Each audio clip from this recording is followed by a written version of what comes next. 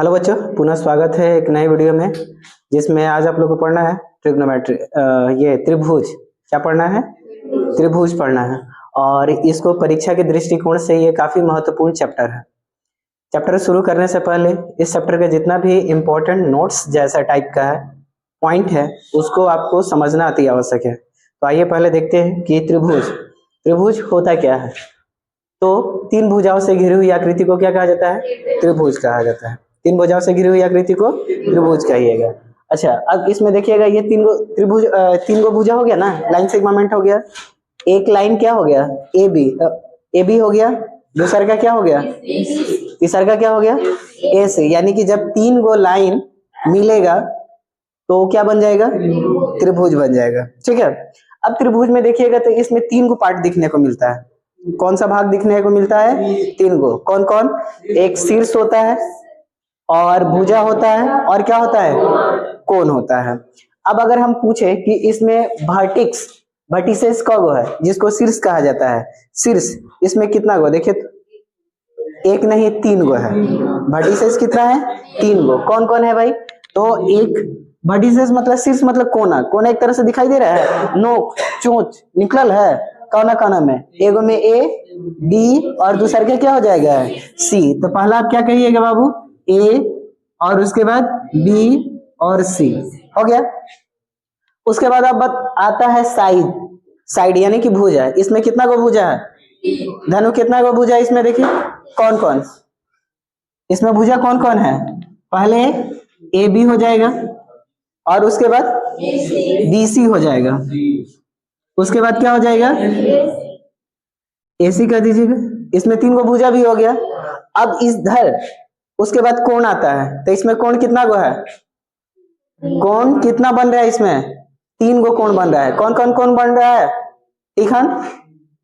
कौन? एगो यहाँ से कोना बन रहा है, एगो हाई वाला कोना बना, एगो हाई क्या हुआ? कोना बना। तो इसमें कितना गो कोना बना? कौन कौन? एंगल ए, फिर एंगल बी और एंगल सी। क्या इतना ही हो गया? नहीं, और है। कहाँ है? एक बार ध्यान दीजिएगा। अगर हम इसको लेकर के चले एंगल क्या लिखेंगे? बी ए सी। जो बीच वाला रहता है उसी को मानते हैं। एंगल बी ए सी एगो एंगल बन गया। दूसरा का क्या बनेगा बताइए तो? Angle A C B. अगला क्या बनेगा? एंगल सी बी और ए। इस तरह से आपने कितना इसमें कोण बना दिया? 6 गो हो गया। कितना हो गया? 6 गो। 2 गो 3 गो आपको मुख्य रूप से दिख रहा है, angle A angle B angle C. अगर त्रिभुज का कोना लेकर के चलती हैं तो यहाँ पर भी क्या बन जाएगा? एगो यहां से लेती हैं बी ए सी, एगो कोना हो गया। फिर यहां से लेती हैं ए सी बी, तो एगो कोना हाई वाला हो गया। और फिर जब इसके लिए लेती हैं तो ये क्या हो जाएगा? एंगल ए बी सी, तो बीच वाला ये हो गया। तो ये त्रिभुज के बारे में हमने समझा। तीन भुजाओं से घिरी हुई आकृति को क्या कहिएगा? त्रिभुज। त्रिभुज में मुख्य भाग कौन कौन सा होता है? शीर्ष होता है, भुजा होता है, कोण होता है। समझ गए? अब उसके बाद देखना है बाबू सर्वांगसम आकृति। क्या चीज? सर्वांगसम आकृति, जिसको कहते हैं इंग्लिश में क्या? Congruent figures. किसको कहा जाता है? तो यहाँ पर पढ़िएगा।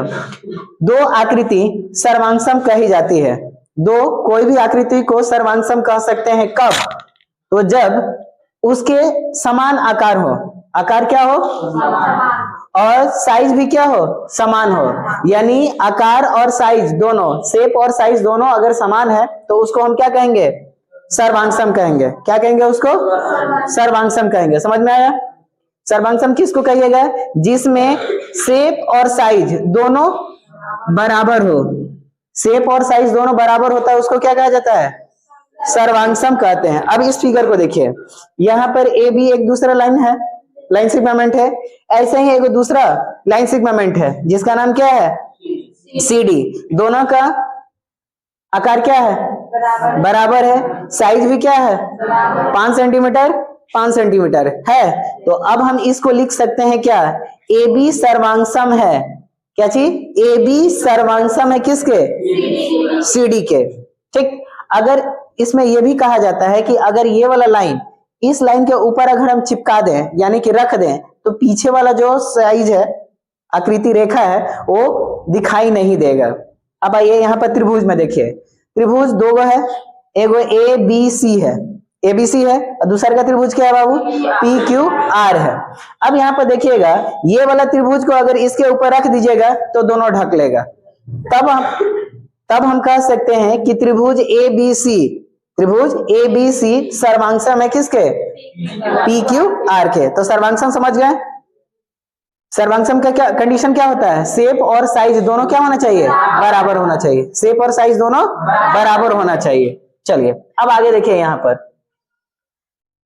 त्रिभुजों की सर्वांगसमता यानी कि कंग्रुएंस ऑफ ट्रायंगल कितना नियम होता है? तो यहाँ पर 4 गो नियम देखने को मिलता है। कौन कौन? SAS, ये भी सर्वांगसमता का नियम होता है।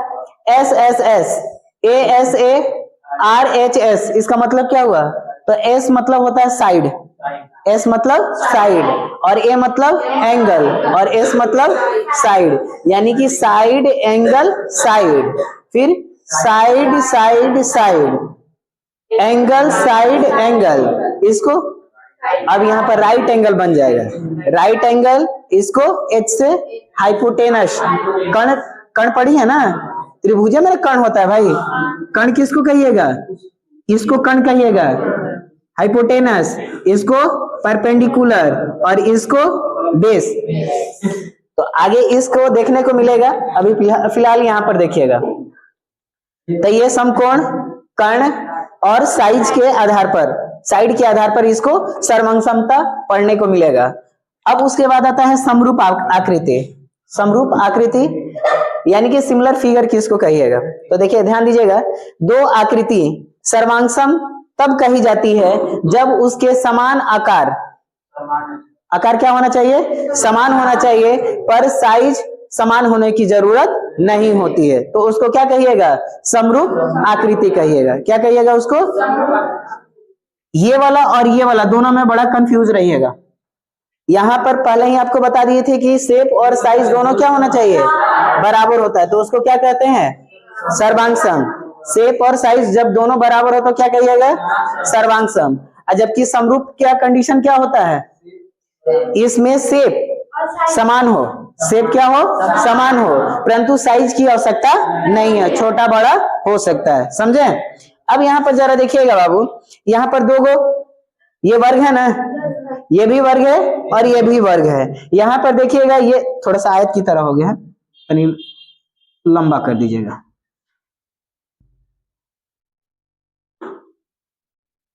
अब अगर देखिएगा तो ये भी वर्ग हो गया, ये भी वर्ग हो गया, लेकिन अगर इसमें और इसमें अगर हम अंतर पूछें तो क्या अंतर आपको दिख रहा है? इसका जो साइज है बराबर नहीं है, ये बड़ा है और ये वाला क्या है? इस वर्ग का जो भुजा है कितना है और इसका क्या है?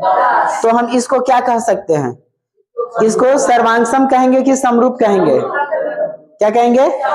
समरूप कहेंगे। अति समरूप का कंडीशन क्या बताए थे?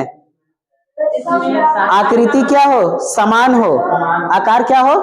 समान हो, लेकिन साइज की जरूरत नहीं है, साइज छोटा बड़ा हो सकता है। जबकि सर्वांगसम में कंडीशन क्या बताते हैं? शेप और साइज दोनों बराबर हो। इसमें क्या होना चाहिए?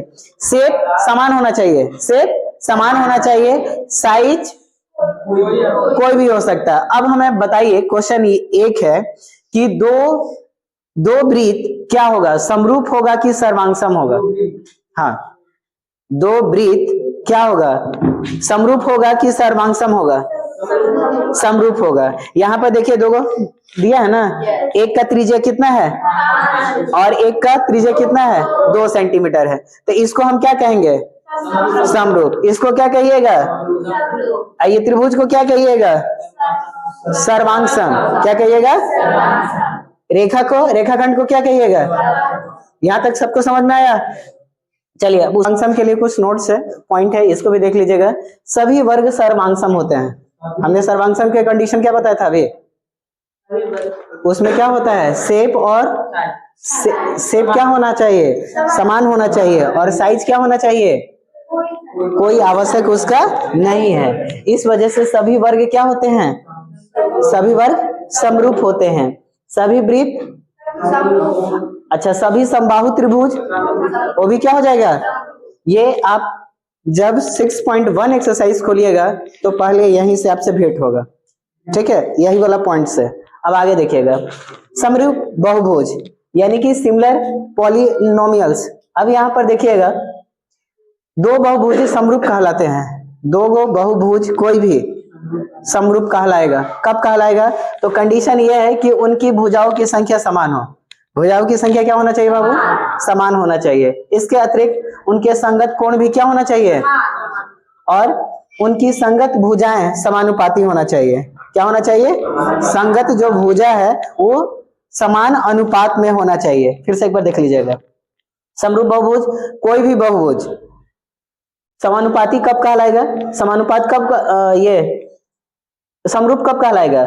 जब उनकी भुजाओं की संख्या क्या होनी चाहिए? समान होना चाहिए। उनके संगत कोण क्या होना चाहिए? और उनका जो भुजा का अनुपात है, भुजा का अनुपात भी क्या होना चाहिए? समान होना चाहिए। याद रहेगा? तब उसको हम क्या कहेंगे कि बहुभुज समरूप है। अच्छा, बहुभुज मतलब समझते हैं ना जी, कि समझाना पड़ेगा? मतलब कोई भी आकृति जिसमें दो से ज्यादा भुजा हो उसको क्या कहिएगा? बहुभुज कहिएगा। कोई भी कैसा हूं आकृति बनाइए, उसमें भुजा दिखाई देगा ना? खाने वाला नहीं, कौन वाला भुजा? पढ़ने वाला भी भुजा नहीं। अरे उसमें लाइन आपको दिखाई दे, उसको भुजा कहिएगा भाई। यहाँ पर तो कब कब समरूप कहलाएगा? उनकी संख्या समान होना चाहिए, भुजाओं की संख्या समान होना चाहिए, और कोण समान होना चाहिए, और अनुपात भी क्या होना चाहिए? समान होना चाहिए। अच्छा, अब यहाँ पर देखिए, क्या ये समरूप है? ये आकृति समरूप है प्रिंस? नहीं है। क्यों नहीं है भाई? समरूप क्यों नहीं है? अरे हमने आपको बोला था ना कि आकृति होना चाहिए और साइज क्या होना चाहिए? कोई भी हो सकता है। तो यहाँ पर देखिएगा, ये भी क्या है? वर्ग है, और ये भी क्या है? वर्ग है। अच्छा, इसमें देखिए, जैसे ये बोला है कि इसकी भुजाओं की संख्या समान होना चाहिए, ऐसा नहीं ना दिख रहा है आपको कि इसमें 5 गो भुजा हो और इसमें 4 गो भुजा हो? नहीं, इसमें भी 4 गो है, इसमें भी 4 गो। और कंडीशन, इनके संगत कोण समान होना चाहिए। यानी कि यहां पर कितना डिग्री का बन रहा है? कितना डिग्री का एंगल बन रहा है? 90 डिग्री। तो यहां पर भी कितना बन रहा है? यानी कि कभी भी कोना पर ये जो बन रहा है, कितना डिग्री का एंगल बन रहा है? 90। इसमें भी 4 गो कोना बन रहा है, इसमें भी 4 गो बन रहा है। चारों का कोण का मान जो है कितना डिग्री है? समकोण है, यानी कि 90 डिग्री है। फिर इनकी संगत भुजाएं समानुपाती हो। क्या होना चाहिए? रेशियो जो है बराबर होना चाहिए। अब रेशियो कैसे कहिएगा? तो देखिएगा सर, हम लिख सकते हैं ए बी, लिख सकते हैं क्या? हेकर भुजा, हेकर भुजा होना चाहिए ना? तो बटा में हम क्या लिख देंगे? पी क्यू लिख सकते हैं, लिख दीजिएगा। और फिर उसके बाद क्यू, नहीं क्या लिखेगा? बीसी, बीसी बटा में क्या लिखिएगा? Q R. और फिर इधर डीसी, डीसी बटा में क्या लिखिएगा? एस आर कर दीजिएगा। और फिर बराबर में क्या लिखिएगा? एडी। और फिर बटा में क्या कर दीजिएगा बाबू? पीएस। लिख सकते हैं क्या? सभी भुजा लिख सकते हैं। पहिलका के भुजा पहिलका के बटा में कर दिए हैं, इसको बटा में कर दिए हैं। फिर इसका ये वाला साइज लिए हैं, कौन? बीसी, तो इसके नीचे कौन रख दिए हैं? पी आर लिख दिए हैं। फिर इसका लिए हैं डीसी, तो इधर ले लिए क्या चाहिए? R S, S R. फिर उधर लिए हैं ए डी, तो इधर क्या ले लेंगे? अभी इसका दोनों का मान रख करके देखिए, और आप ये देख रहे हैं कि ये दोनों क्या है बाबू? वर्ग है। क्या है? वर्ग है। और वर्ग की सभी भुजा क्या होना चाहिए? बराबर होना चाहिए। यदि ये 10 सेंटीमीटर है तो ये कितना होना चाहिए? हाई, सब 10-10 सेंटीमीटर होना चाहिए ना? अच्छा, अब देखिएगा, ये 5 मीटर है तो हाई का 10 मीटर होगा। कितना? 5 मीटर। ये 5 मीटर है और ये भी 5 मीटर होगा। तो अब आप इसको लिख करके देखिए, तो ए बी का मान कितना लिखेंगे?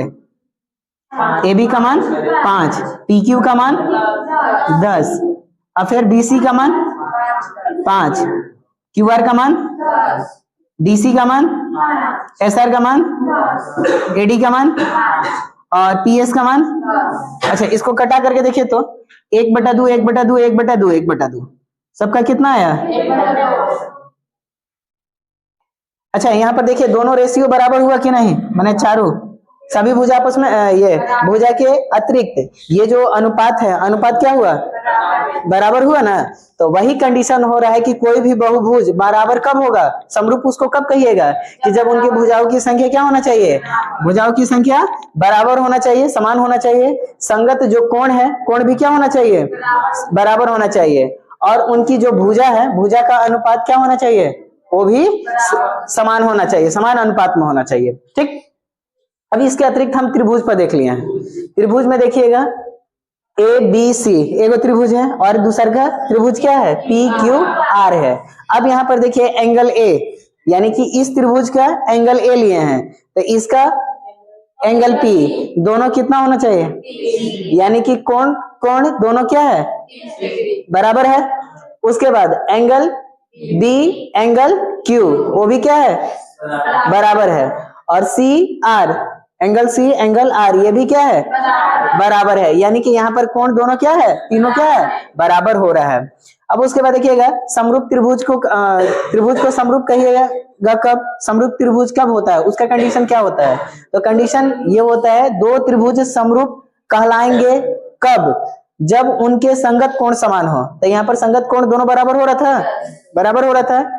उनकी भुजाएं समान अनुपात में हो, उनकी भुजा भी क्या होना चाहिए, समान अनुपात में होना चाहिए, अर्थात संगत भुजाएं एक ही अनुपात में होना चाहिए। एक और चीज तो हमने आपको दिखा दिया कि इनका कोण समान है, कोण करके समान दिखा दिया। अब यहीं पर अगर इस त्रिभुज में हम कोण को हटा देते हैं, एंगल हटा दिए, एंगल पर हम जिक्र नहीं कर रहे हैं, अब किस पर लेकर के चल रहे हैं, भुजा पर लेकर के चल रहे हैं। ये हो गया मेरा 50, ये हो गया 75 और ये हो गया आपका 100, 50 75 100, यहां पर हो गया 100 150 और ये 200 सेंटीमीटर हो गया। पहला त्रिभुज है उसका AB का मान कितना है, BC का मान ये वाला 100 150 और 100।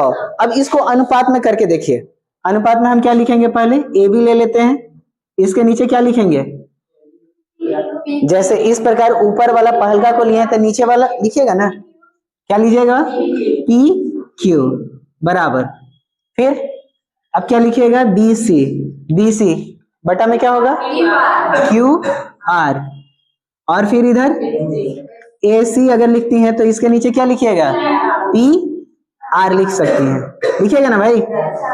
अच्छा अब यहाँ पर ओमकार बताइए AB का मान कितना है, AB का मान 50, PQ का मान 100, फिर BC का मान, QR का मान, AC का मान, PR का मान 200।